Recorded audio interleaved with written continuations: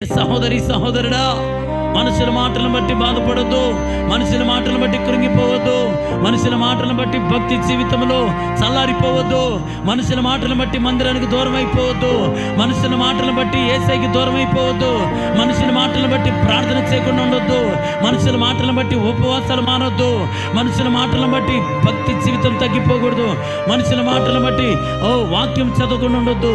మరి ఎవరి మాటను బట్టి ఉండాలయ్యా? యేసయ్య మాటను బట్టి నువ్వు ముందుకు కొనసాగిపో. నీ మార్గాలను ఆయన సరళము చేయబోతున్నాడు. హల్లెలూయా. మనుషుల మాటలు మనల్ని ఏం చేస్తాయండి? బాధ పెడతాయండి, గాయపరుస్తాయండి, కృంగ తీసేస్తాయండి. కానీ ప్రభు చెప్తున్నారు, అందుకనే నేను చెప్పాను కదా, మనుషుల నమ్ముట కంటే రాజుల నమ్ముట కంటే యెహోవాను ఆశ్రయించుట మేలే, మేలే, లాభమే, ఆశీర్వాదమే, నష్టం అనేది ఏమీ లేదు. హల్లెలూయా. మనందరూ యేసయ్య మాట ప్రకారం ముందు కొనసాగుదుముగాక. మనలో విశ్వాస ప్రార్థన విశ్వాసంతో ఉందుముగాక. దేవుడి కార్యములు చేస్తాడని నమ్ముదుముగాక.